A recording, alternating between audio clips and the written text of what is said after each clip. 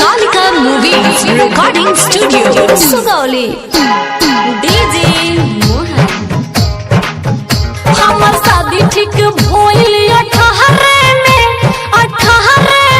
मजा मारलो न राजा कुआरे में। हमर शादी ठीक भइल 18 में मजा मारलो न राजा कुआरे में। तोहर शादी होई जाई 18 में अब मार दी माजा कुआरे में। तोहर शादी होई जाई 18 में अब मार ली माजा कुआरे में।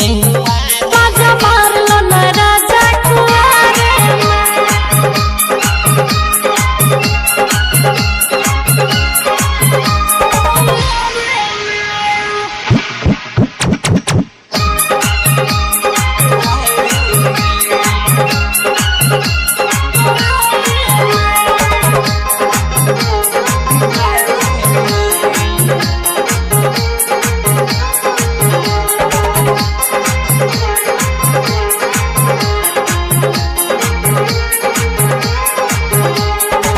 Music director DJ Mohan.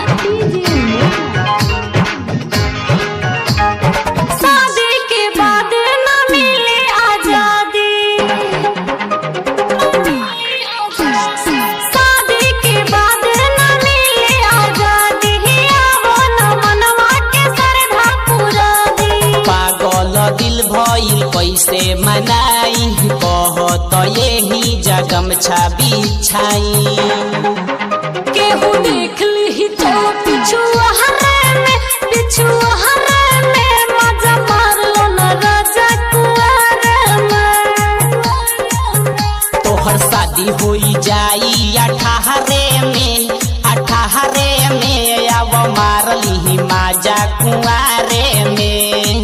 Music director DJ Mohan.